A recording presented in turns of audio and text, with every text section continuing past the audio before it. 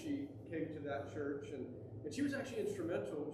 She then was attending my church and Holy Trinity Episcopal Church. And she got a job at Holy Trinity Episcopal Church, initially running the Sacred Garden bookstore.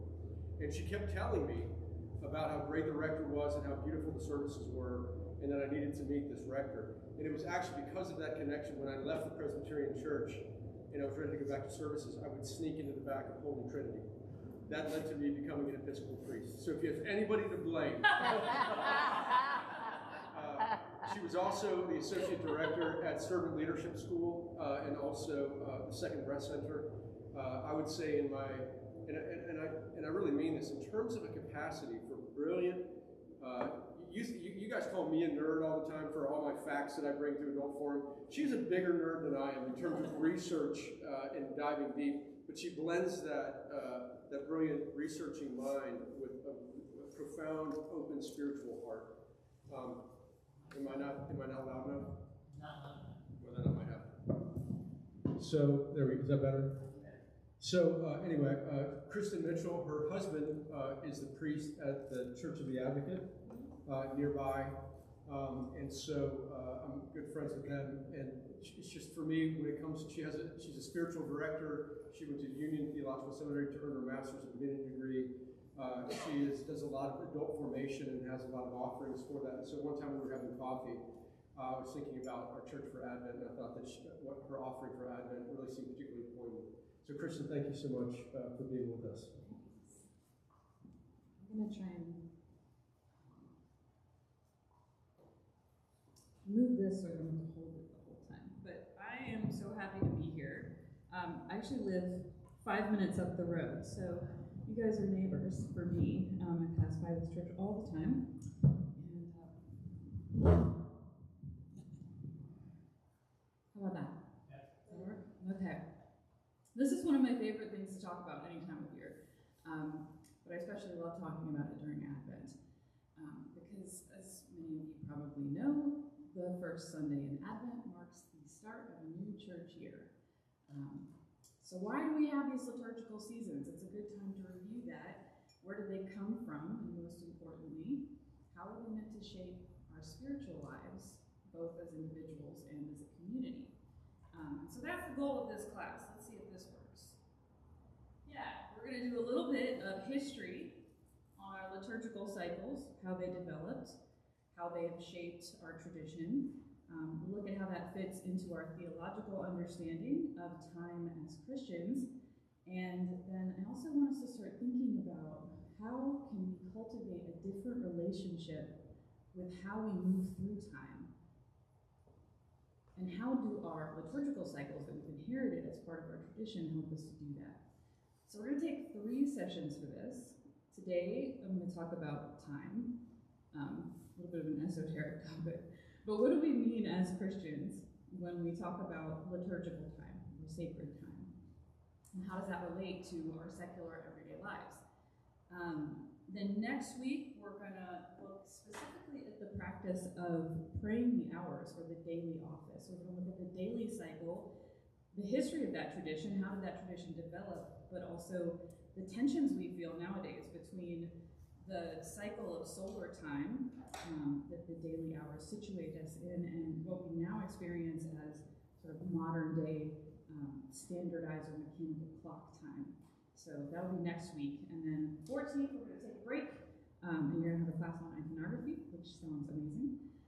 But then I'll be back on the 21st, which just so happens to be the winter solstice, and the 4th Sunday in Advent. And so that day we're going to talk about the annual church calendar, the cycle of our liturgy seasons, and we'll talk about how the solar seasons relate to that, how these cycles are inviting us to walk with Christ through the seasons of the earth and through the different seasons of our own lives. So that is where we're headed. Sound good? Okay. My hope for this class is that you don't have to come to all 3 to get something out of it. And if somebody isn't here this week and you think this was really interesting and you want to invite them again next week, that they should be able to pop in and not feel too lost. So tell a friend. I'm going to try and frame this so that you can get whatever, you can get something out of whatever day that you come to. So start with some conversation. I want to talk about the relationship between the season of Advent and Christmas. First of all, when does the season of Christmas officially begin?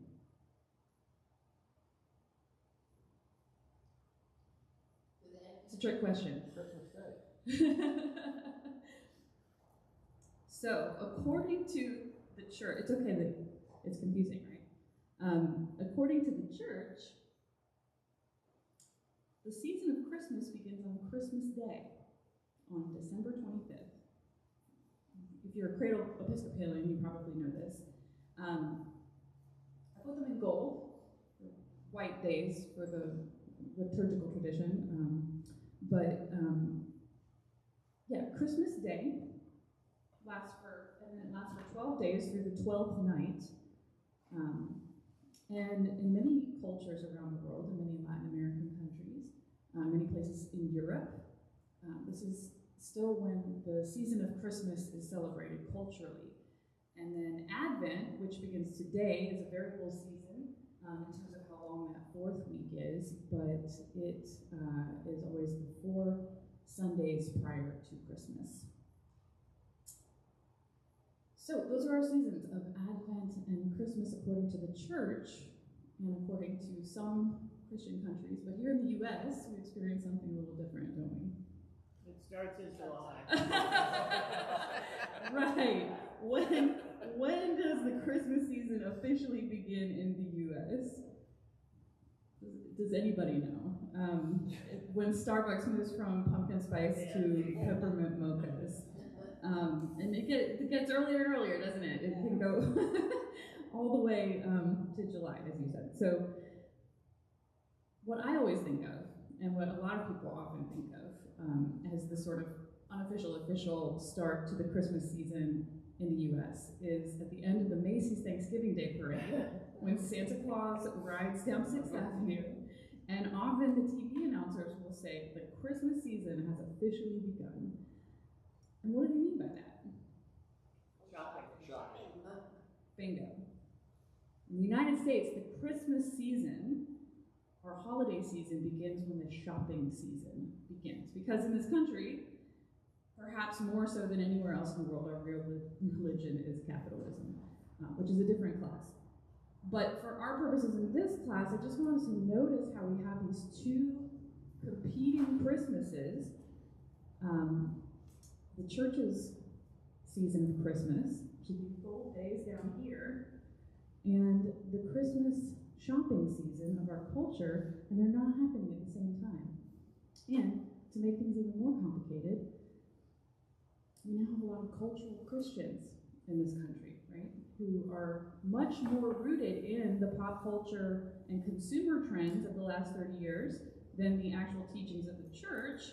And so you have this kind of Hallmark Channel version of Christianity where everybody wants to be celebrating Christmas during this holiday shopping season. These are the folks who get really mad if you say Happy Holidays instead of Merry Christmas during the month of December, even though, according to the Christian faith tradition, Christmas does not begin until December 25th. And usually by that time, those folks want to toss their Christmas tree to the curb, right? Do we have any proper Episcopalians here who still keep their tree up through the 6th? Very good. Clergy. Clergy. Sometimes longer. You have to buy it late if you want to do that, otherwise it will die. So, often in retaliation in the culture of the church, especially among clergy, my husband was certainly like this, you also get a tendency for some people to be a little bit bah humbug about this festive, cultural, holiday, pop culture stuff that's going on. And it's rooted in a sense of reverence for this beautiful church season of Advent that's getting crowded out, but it can also make people a little bit curmudgeonly. So when I met my husband, for example, he was like this, and he was one of those people who wanted to wait until Christmas Eve to put up the Christmas tree. And I was like, no, we're not doing that. That's too late. But this is our situation, right? We have this hustle and bustle of a shopping season, overlapping with this church season of Advent, which, at least liturgically, is meant to evoke a little bit of a different character for us. So I want us to think about this together for a minute. I want us to think about what are some of the qualities. Let's start with the cultural shopping season of Christmas. What are some words that you would use to describe the mood or images that come up for you during this time of year? When you think about the Christmas shopping holiday season. Frantic. Frantic. Okay. Stressful. You got to get that deal. There is certainly a frenzied sense of traffic, long lines, pressure to spend money that maybe you don't have, pressure to get food made. You have to go back to the grocery store 17 times. And leaning toward the more Hallmark kind of aspect of that, though, I think that the kid in me kind of enjoys seeing all the decorations. The kid in me remembers my parents putting something on layaway when I was little. That there was, and that the shelves were taller than I was, but there was always kind of exciting things on the toy shelves. And I loved, this tells you how old I am, getting the Sears Christmas catalog. Oh, yes. Going page I by remember page through the Christmas catalog, right? Yeah, so there's also joy in there. The kids' excitement. The kids' Nostalgia. excitement, decorating. Kids. They just love it. There's cookies, there's recipes that grandma handed down, there's a warmth, things are getting colder and darker in terms of the weather, but there's a certain warmth and a lightness to it. It's a contradiction, right? There's a lot of extroversion, which is hard for introverts. There's a lot of office parties and family parties and friend parties, but there's also a loneliness that can go with that for people who either can't get together with their loved ones or don't have loved ones to get together with, and that sense of joy that pervades this time of year can also amplify the sense of loneliness for some people. So it's sort of a contradictory season. It's sort of a both and. When we think about the church season of Advent, I don't know, I haven't been to St. Luke's historically, so I don't know if this is a robust Advent church, but when you think of the church season of Advent, what are some images or the moods or qualities that come to mind? Waiting. Quiet. Quiet. The Advent wreath. The Advent candle wreath. For me, the Advent candle is the anticipation. Yeah. Light coming into the world.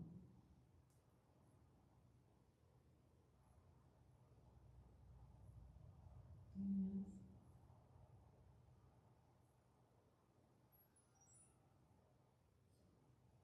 So there's this quiet sense, which is really in contrast with what we just talked about in terms of the holiday season that it overlaps with. And finally, what are some of the qualities or the moods that you associate with the 12 days of Christmas? Maybe this is the first time you've heard of this. I'm always surprised that even in the church sometimes people have not experienced, especially if you grew up in this country, the 12 days of Christmas. But how does that differ from the holiday Christmas shopping season? What are some images that come up for the church season of Christmas?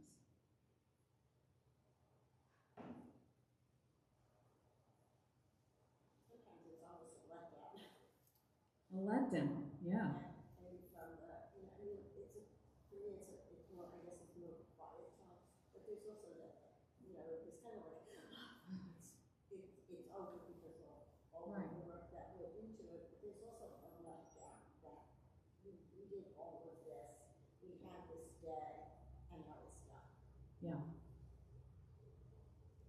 Anybody relate to that? I relate to that. Yeah. It's an opportunity to think about what this is really about. Good deacon. Yeah.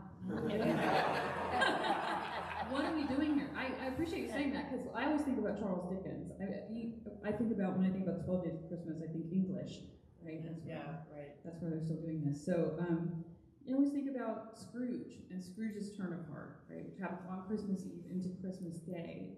And then the idea being that the 12 Days of Christmas are lived out. What does it mean to live this spirit of Christmas out in the world?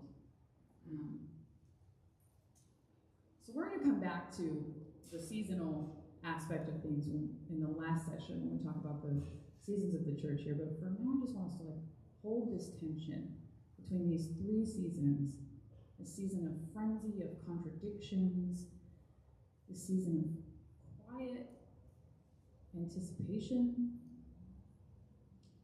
and this season that we move into of, we're going to come back to that. So I'm going to assume that we can't change this situation. Some people would like to, very much so. People on all ends of the political spectrum would like to force a more tidy version of the seasons, one way or the other. But part of what I'd like to suggest is that within our tradition, the way of Jesus that we've inherited within the church invites us into a different way of being countercultural change agents within whatever cultural situation we find ourselves in. Where we don't have to force everyone and everything around us to bend to our will, because that's not the way of Jesus, very much to many people's disappointment. Judas and Peter, especially, were very disappointed to discover that that was not the way of Jesus. But our apostolic faith tradition, as we've inherited it, invites us to learn how to be in the world but not of it, right? You've heard that phrase? So that brings us to this discussion of sacred time. What do you think? What do I mean by sacred time? I call this class Sacred Time, Seasons and Liturgical Cycles. So in order to unpack that, we need to figure out two things. What do I mean by sacred? And what do I mean by time? I'm actually going to start with the second one, because believe it or not, I think that's the easiest. I'm no theoretical physicist. Maybe you are. But for this class, I'm going to leave astronomical and mathematical concepts of time well enough alone. I'm sure you'll be very disappointed. Greg will be very disappointed.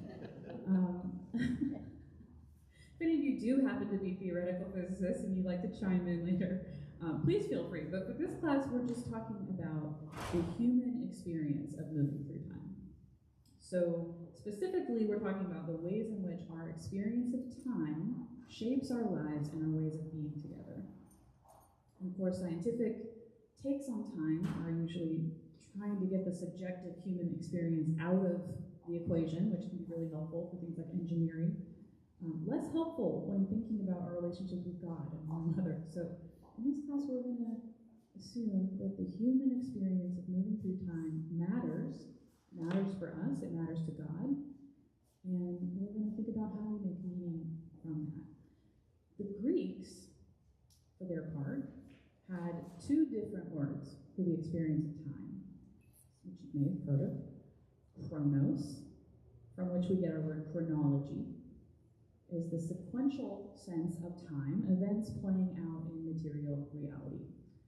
There's a bodily sense to that, right? A sense of causality and consequences. There's also a sense of entropy. So our bodies are born, they grow, they're impacted by the choices we make, and then one day they start to fall apart, and one day they die and decay. And so within this sense of chronos, we realize we have really no control over that unfolding of time. We can always make different choices moving forward, but we can't go back to change something that's already been done. I can't take back that last sentence.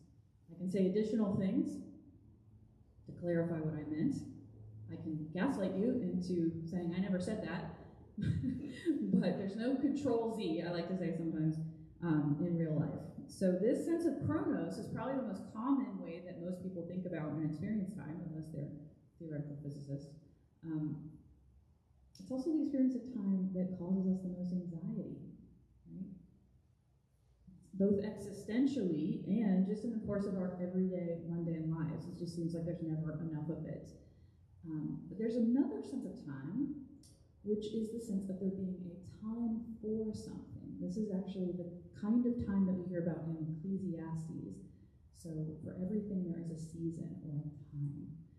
This is the idea that there's a right time or an appointed time for a certain kind of thing, a time for planting, a time for harvesting, a time for speaking, and a time for quiet. The Greeks had a different word for this kind of time, kairos, which in the most literal sense was a precise or opportune moment for a decisive action. It was literally an archery term that was used for the precise moment that you should let the arrow from your bow in order to hit a moving target. So it was a passing thing. Ancient rhetoricians also used it to talk about like comedic timing, or the time when you drop the main argument in a speech that you're giving. So there's a participatory aspect to it, right? It's agentive. It points to the possibility of aligning ourselves with God's time, and in that sense, there's sort of discernment in that. A lot of people think of this as a kind of sacred time. I like to think about it in relation to the third person of the Trinity. So the Holy Spirit blows where it will, but it's also a fleeting sense of time. Like chronos, it is something over which we have no control. So nowadays, in modern Greek language, kairos is used to refer to the weather. So like a sunny day, we can notice when it's here, we can take advantage of it, but we have no control over when it comes or how long it will stay. So when we think about sacred time, in a theological sense, I think we need something more than these two. Here's an interesting question. Does sacred mean the same thing as religious? Have you ever heard of a secular priest? What are the secular clergy? Does anybody know that? Crickets. Greg, fun fact, is a secular priest. My husband, Joe Mitchell, is a secular priest. Because who would be religious clergy in church speak? Who are the religious? Monasteries, right. So technically speaking, religious clergy are priests who are part of a monastic order who have taken vows to some religious order, right? Obviously, in the contemporary sense of the word, we're all religious here. But in an older ecclesiastical sense, to be religious meant to be part of a monastic order. It meant you lived a life that was set apart from the secular order of things. Monastics take vows that dictate the ordering of their lives, usually relating to three things. They pray the daily cycle of the hours, they submit to the charism of their community and the authority of their abbot or abbess, and they live by certain rules of dispossession, usually poverty and chastity, but also often in enclosure, so cloistered away from the world of things. And this outward structuring of everyday life for monks is meant to support the inward development of their spiritual lives. So with the idea being that over time, the life of a monk becomes more and more an embodied prayer, not just moments of prayer, but a lived prayer. In the earliest days of monasticism, monks were called athletes. So much like a basketball player or an Olympic athlete devotes their lives to a certain kind of practice to show us what the human body is capable of, monastics devoted themselves to prayer, a life of prayer, to show us what a life of embodied prayer might look like. Meanwhile, a parish priest, a secular priest, is like the rest of us operating in the civic order of things. The world full of stuff. And for what it's worth, what most people will say is that when you look at these two vocations, the life of the secular priest is the harder one. Because it's hard. Because living in the world of things is hard. I had a therapist once I was complaining to about, why is this so hard for me? And she said, it's hard because it's hard. Right? Sometimes things are hard not because we are uniquely bad at them, but because it just is hard. And living in the world of things, living an embodied life of faith in the world of things is hard. It's hard because it's hard. But this secular vocation is actually closer to the way that Jesus and his disciples lived, right? Jesus did not go off into a monastery permanently. He certainly spent some time in the wilderness, but he didn't go permanently to a monastery to live a religious life set apart. And he was often caught a lot of flack from his religious peers for not doing that. But he very much chose to live within the fray of things, in the world of weddings and dinner parties and holidays and merchants and soldiers. And so we can have a great deal of respect for our monastic friends who are these athletes that show us what a life devoted to prayer can look like. But we know from the Gospels that living a life of faith and navigating the complexities, my thing doesn't work anymore. Like that. No, it's because the thing I'm about to say is on the slide. Yeah, there it is, living a life of faith and living within the secular order of things. These are not mutually exclusive. Hooray! It means we don't all have to be monks.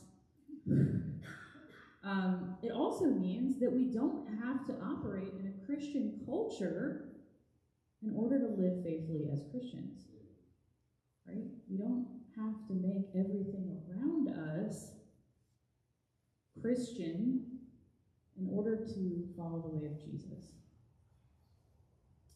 And so sacred and secular are not really opposed to one another within a Christian theological framework. This becomes especially clear when you look at the word secular, which comes from the Latin seculum, which in its original Roman context simply meant an age or a generation. It was the length of a person's life. It sort of became the word for a century. But the ancient Romans used it when talking about their histories. They believed that the gods had allotted a certain number of seculum or ages to every human civilization on earth. So really, the secular is just another word for time, like chronos. It's just the normal passing away of things in a material or generational sense. It was Augustine who was the first person to reframe the secular in theological terms, which he does in his book City of God, which is a whole class unto itself. Feel free to take that on. But part of what Augustine is up to is that he's setting out to offer a vision of what Christianity can look like lived within the secular order of things. And for Augustine, the secular order was not just a passing age in which nations had to vie for power between one another. He interpreted the epics of history within a Judeo-Christian lens that situated our current age, this secularum, within a cosmology of hope. And he said that we live in this period of time between Christ's incarnation, that's the already, and Christ's coming again, not yet. We hear this every week in the Eucharistic prayers. This paradox of already, not yet, this is really what Advent is all about. It's about capturing that sense of paradox. It's a betwixt and between time. It's sort of a liminal time. And what Augustine says, the thing about living in this time is that it is a time when good and evil are mixed. They're all mixed up together. Jesus uses the image of the weeds and the wheat. They're all tangled. And they can't be neatly separated out without causing some harm to the good. Right? We can't just get rid of the holiday shopping season because it's consumerist without getting rid of our beautiful memories of nostalgia from our families. Right? So we are called in this betwixt and between time to look forward with hope to a time when the good and the bad will be sorted out. We know that that will come. But we are called to live as Christ's hands and feet within the tangle of things as they are now. Okay, so how do we do that? How do we live into a sense of a holy while being here in this middle spot? My background is cultural linguistics, so that's why I do a lot of etymology. If you're wondering, I like to look at what do the words we say, what do they actually mean, right, in their original context. It helps me get out of kind of the layers of cultural baggage that have come attached to some of these words. In both the Hebrew and the Latin word for sacred, the word literally just means to set apart, or to consecrate. In the most literal sense, the word sacred just means something that has been set apart as sacred. It's a bit of a circular definition, actually. But okay, we might say, well, then set apart for what? Set apart for what? Special attention? Attention. Yeah. Attention to what? Now. Anybody else? The presence of God. The presence of God. Yeah. In the most simple understanding of what we especially in the Judeo-Christian tradition, call sacred, whether we're talking about a time, like a holiday, or a place, like a church building, or an activity, like a liturgy, or an object, like a sacred relic. In the Judeo-Christian tradition, when we speak of something as sacred, we generally mean that it has been set apart in such a way that helps orient our attention towards God.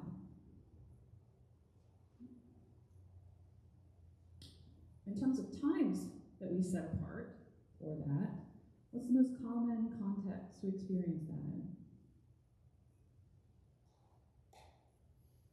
Every week. You go to church. Yeah, Sunday, right? The Sabbath. Remember that? The Sabbath, for many years, especially in the South for longer than most other parts of the country, Sunday was a whole day, right? It wasn't just you go to church. It was Sabbath, 24 hours set aside for God. It's a bit of a misnomer, since the word Sabbath literally means the seventh day, which is actually Saturday, right? But generally speaking, Sabbath in our tradition was one day a week that we set apart for God. And certainly within our cultural context of pragmatism and utilitarianism and capitalist consumerist logic, it bears repeating that honoring the Sabbath is not just a friendly suggestion.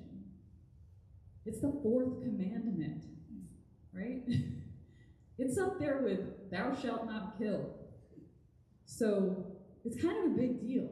So let's look at what this commandment actually says, because the trouble with the Ten Commandments is that you often get those posters that just summarize them, right? So it just says, number 4, honor the Sabbath. Well, what does that mean? It's actually right there in Exodus chapter 20, verses 8 through 11. Remember the Sabbath day and keep it holy. Remember the Sabbath day to keep it holy. 6 days you shall labor and do all your work, but the 7th day you shall not work. Not you, not your children, not your servants, not your animals, not the immigrant who lives in your city. What do you notice about this? My grandmother used to talk about pulling the ox out of the ditch on the Sabbath. Yeah. I.e., still having to do something. Mm-hmm. Yeah. It's about doing something. It's not just about attention, right? It's about labor. And it's not just that you personally should rest, it's that everybody within your purview has to rest. So, in other words, you don't get to have your rest on the back of somebody else's labor, right? Whether they're human or animal, everybody has to rest. For God worked to create the world in 6 days, but even God rested on the seventh day. I love that. So, like, what, you think you're better than God? You think you're more hardworking than the literal creator of the universe? He created the earth and the sea and everything in it in 6 days. Part of what this is saying is that rest is built into the very structure of the universe, right? But also, what verse 11 is saying is that it's precisely by resting that God makes the seventh day holy. That's what makes it sacred. That's what consecrates it. So sacred is to set apart for what? For rest.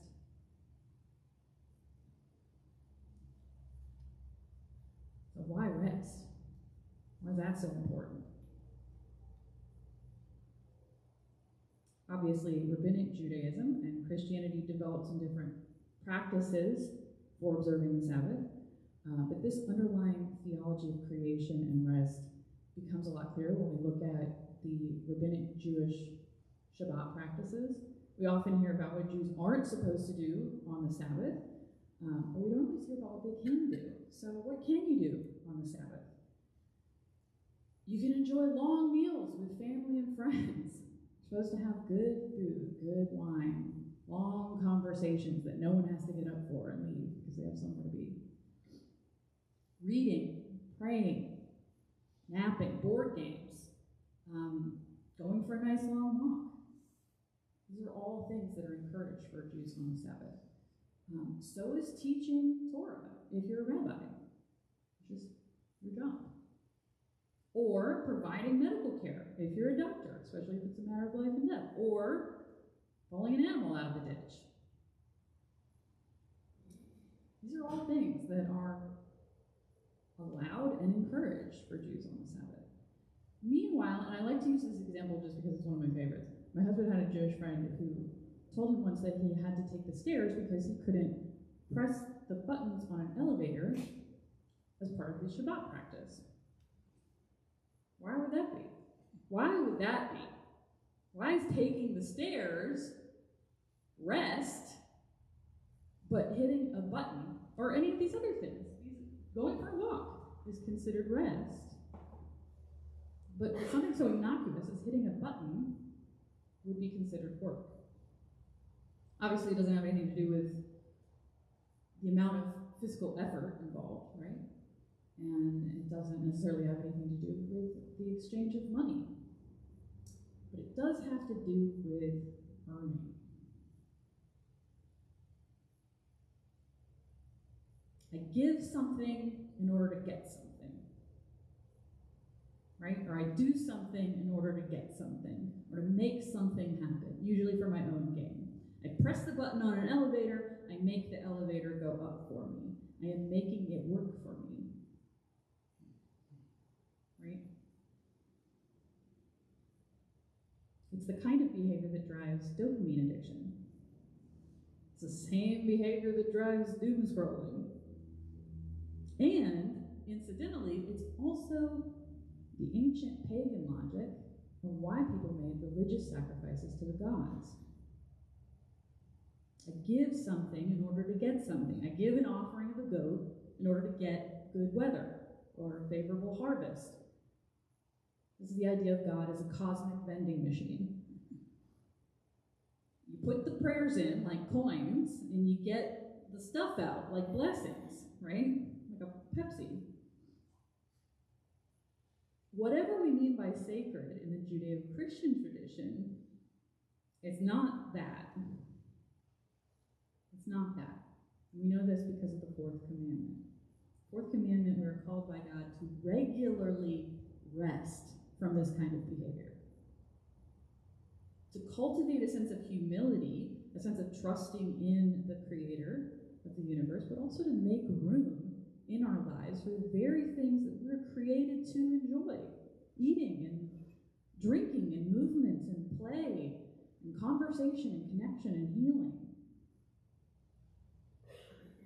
So the Sabbath commands us to make time, right, for being rather than doing, for receiving as opposed to getting, right? That makes sense?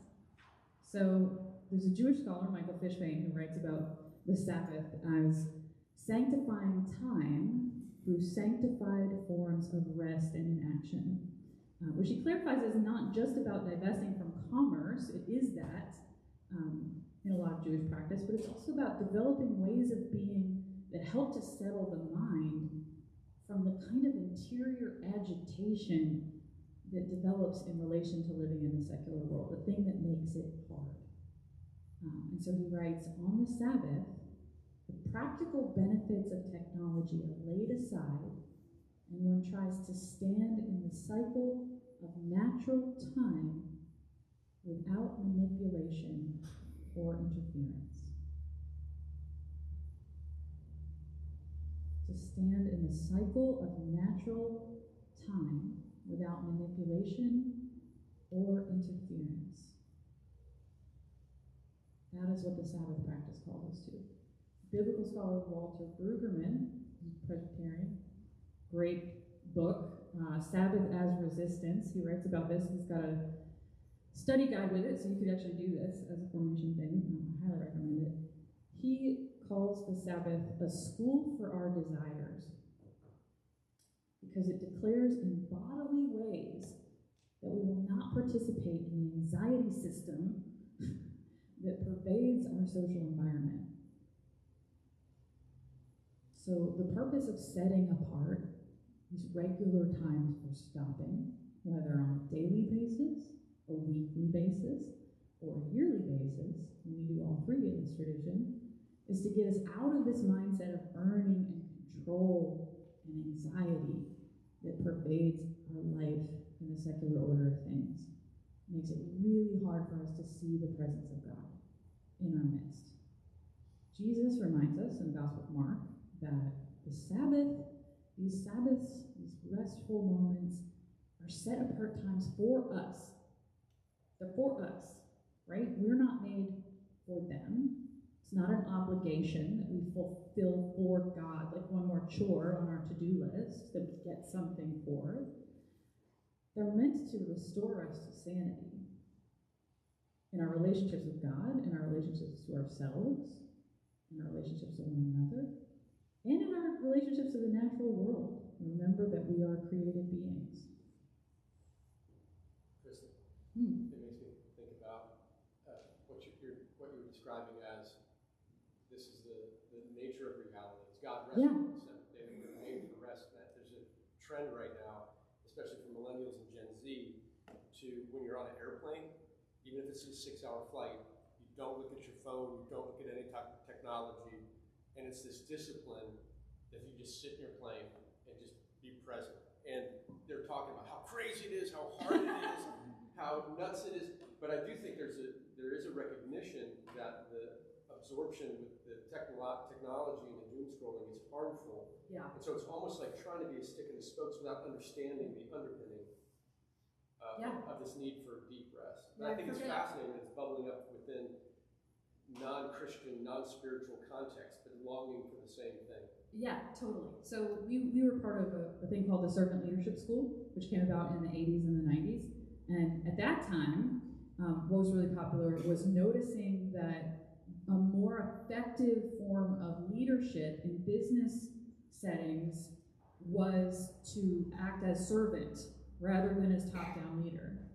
And similarly, at that time, there were a bunch of Christians, and there was an Episcopal bishop in Atlanta who was like, that's Jesus. That's the way of Jesus. And there's a similar thing, I think, happening now, especially with practices relating to Sabbath, because people recognize that we have just gone completely unregulated with our sense of addiction to this kind of behavior, and that this commandment was created for us.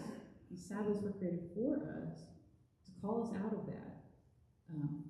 it's already built into our tradition as we've invented it. So, yeah, I forget what they call that. There's a cutesy name for I don't want to say going. Okay.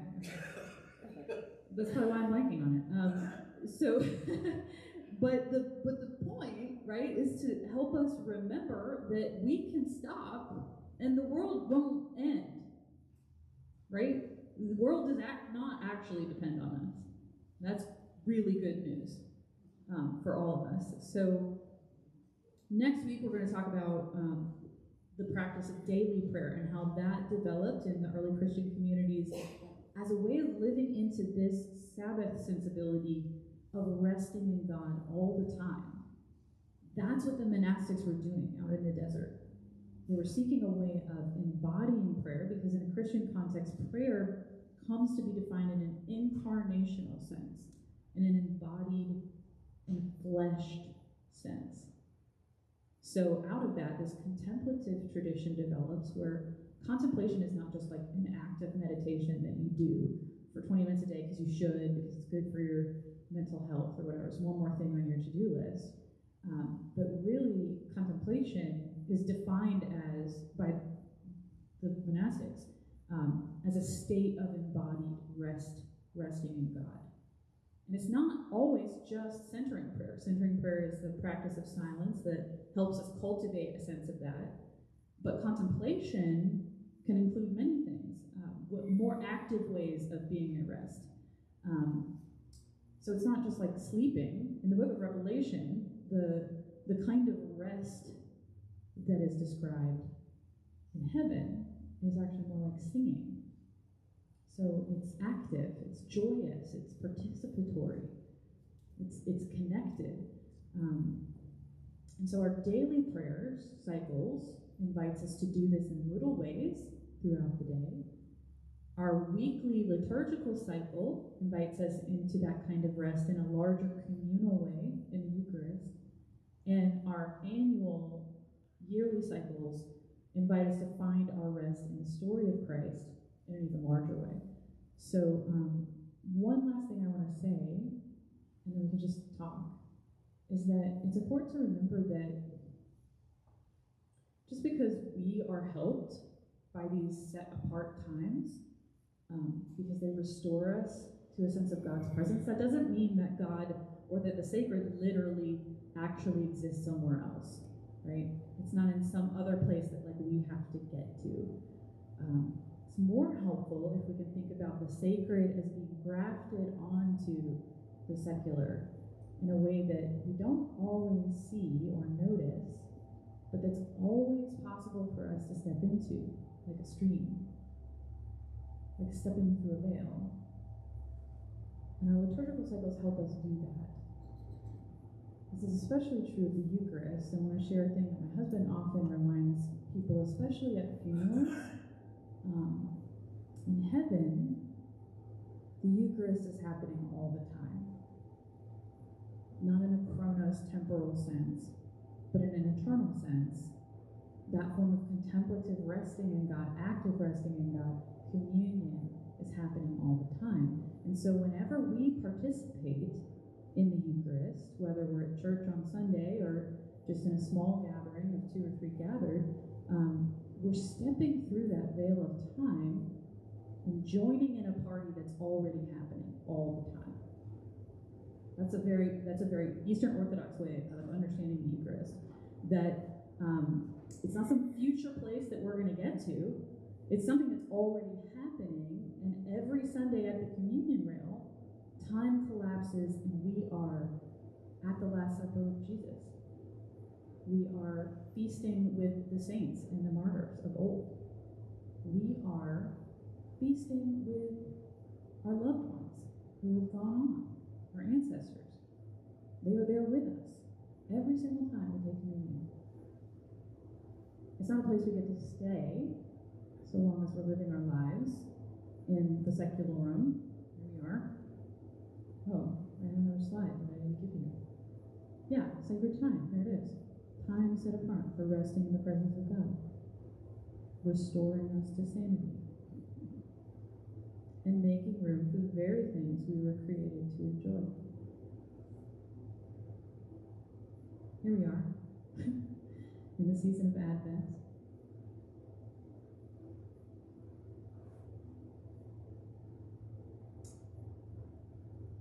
As long as we are living our lives here in this present age, in this current secularum, this is a regular practice that we need. It's for us. It gives us sustenance so we can go back out into the world, as we say at the end of each Eucharist, to go in peace to love and serve the Lord. Or as my husband likes to say at the end of Eucharist, our Eucharist has ended, our service begins. And so it's also a long way of saying that you can still honor the season of Advent, even in the midst of this crazy cultural season of Christmas, because it's in the very character of Advent to be in this paradoxical, contradictory, betwixt and between predicament, to be in the tangle of things. There is this sense of anticipation and this sense of waiting. There's an invitation to quiet in the sense of Sabbath, in the sense of rest and moments, but then also there's this sense of we start here, we start our church year here, because this is where we are. This is where we are. This is where we start. And you might even think about your encounters with those frenetic times, those contradictory feelings that come up during this holiday season as an invitation to see where God is at work in the midst of all of this tangle. So I'm going to stop there and see if there's anything you guys want to say in relation to all that. What strikes you about any of this, or is there anything you would like me to go back to and explain?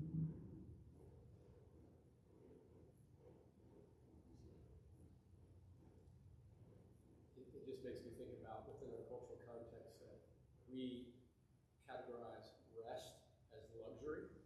Yeah. And it's only when we get everything done on our to-do list that we give ourselves permission. And if you give yourself permission prior to that, you're being lazy. But the problem is the to-do list never ends. And so even if I remember I had a relative that every time I would take a nap, he would come and banging outside the room real loud because he thought I was being lazy. There was an intrinsic dislike for napping. And it drove me crazy. Yeah. But I just realized it made me question what is going on in his head that a nap is being interpreted as a negative. But I think there's a cultural context. Yeah, I'm going back to this slide. These are the things that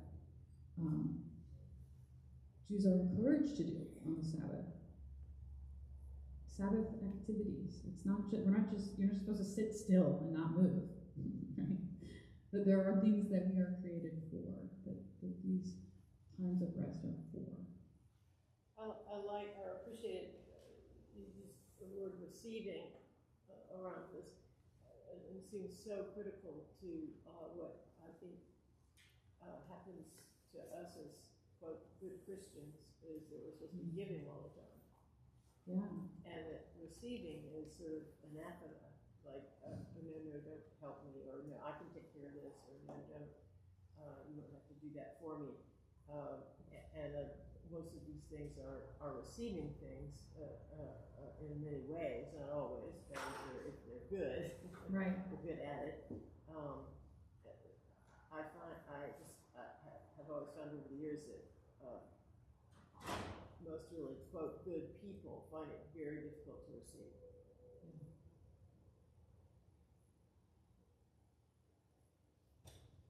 Yeah. Related to sum up what Greg had said, there have been times in the past where it seems Christmas is the most stressful time of the year. And maybe others have experienced that too. So I've often fantasized about perfect Christmas would be going to a cabin in the woods and just quietly stay there with a fireplace and Tom and Jerry or something like that, and be at peace for that time. I love that. So actually that reminds me, I wanted to go back to this. Where's my calendar? The 12 day, I should have put this at the end. Okay, here we go. No, let's look at the nice one. Okay, so yeah. 12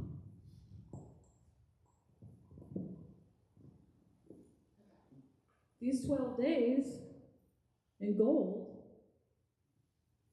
are for rest. So who's one said it's like that's kind of what it's meant to be, right? And it's a little bit what it is. Often we hit this new year, the secular new year, right in the middle, and then we go, you gotta get back to work. But it's meant to be 12 whole days. There's a really long song about it. Like, oh no. Yeah, so what would it mean to really live into that, like intentionally live into that sense of for the season of Christmas? We can't live into it during this,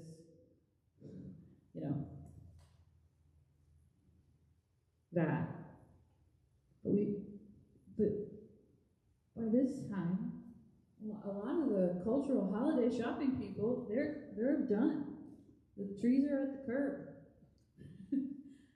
So in a way, it allows for taking that season as a time intentionally for all of the things that we're meant for. Where is it? There they are. And more things. Those are just the things I thought of.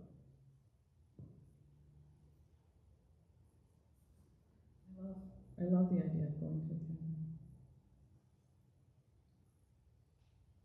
One of the best New Year's Eves that I ever spent, because New Year's Eve is one of those holidays where you feel pressure, right, to do something important. You got to get somewhere by midnight. You got to be around the right people, and I don't know.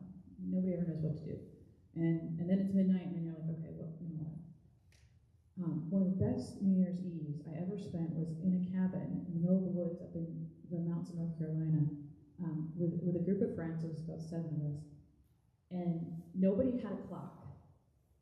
And there was no one around. We were in the middle of nowhere, so there was no like ambient sound of other people yelling or noise happening or fireworks. And we all just stood out on the porch under the stars. And at some point it was midnight, but nobody really knew when. And we just were together, right? And I think it was also the first New Year's Eve I ever spent. I didn't drink any alcohol. We were drinking like lemonade. And it was lovely. I was like, wow, that was a really different experience. I try to cultivate that now. Because, yeah. We're so pressured all the time to be doing, even when we don't need to be. Just make yourself look busy so you don't look bad.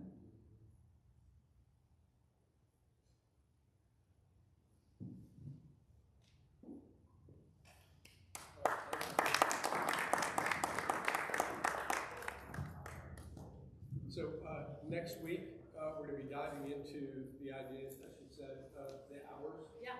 And looking at the day, the 24-hour cycle of a day, as how do we choose to step off the hamster wheel and create space for rest all throughout the day, and how it's done in a monastery, and then how those of us not living as monks cultivate that same awareness in our busy lives and give ourselves permission for that rest. So thank you so much, Kristen. Yeah. That was great. I appreciate it. All right, y'all. Thank you. Same time, same place next week.